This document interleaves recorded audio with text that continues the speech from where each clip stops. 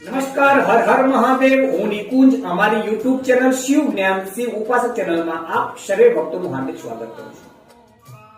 આજે આસો સુદ ત્રીજ એટલે કે નવરાત્રીનો આજે ત્રીજો દિવસ, એટલે કે શારદીય નવરાત્રીનો આજે ત્રીજો દિવસ. આજે નવરાત્રીના ત્રીજા દિવસે ચંદ્રઘંટા માતાજીની પૂજા અર્ચના ભક્તિ તેમજ ઉપાસના કરવામાં આવે છે. માતાજીનું ત્રીજું સ્વરૂપ એટલે કે ચંદ્રઘંટા માતાજી. તો આજે શિવ જ્ઞાન શિવ ઉપાસક ચેનલ મારફતે માતાજીનું ચંદ્રઘંટા નામ કેમ પડ્યું તેના વિશે આજે આપણે ચર્ચા કરવાના છીએ. તેમના મસ્તક ઉપર ઘંટ આકારનો અર્ધચંદ્ર છે, તેથી માતાજીનું નામ ચંદ્રઘંટા પડ્યું. ચંદ્રઘંટા માતાજીને 10 હાથ છે અને અસ્ત્ર શસ્ત્રથી સજ્જ છે. દેવીનું આ સ્વરૂપ પરમ શાંતિદાયક તેમજ કલ્યાણકારી છે.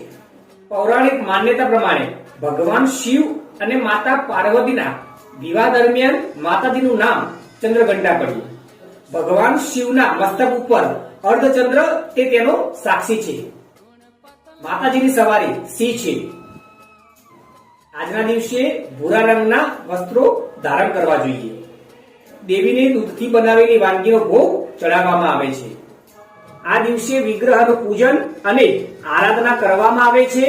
આ દિવસે સાધકનું મન મણિપુર ચક્રમાં પ્રવેશ પામે છે. નવરાત્રીમાં માતાજીના 9 સ્વરૂપની વાતો આપણે શિવ જ્ઞાન શિવ ઉપાસક ચેનલ મારફતે કરવાના છીએ. તો મિત્રો, જો તમને કંઈક નવું જાણવા મળ્યું હોય તો ફટાફટ શિવ જ્ઞાન શિવ ઉપાસક ચેનલ વધુ સબસ્ક્રાઇબ કરો, શેર કરો, લાઈક કરો, ફોલો કરો. જય માતાજી, હર હર મહાદેવ, જય કાશી વિશ્વનાથ. નમસ્કાર.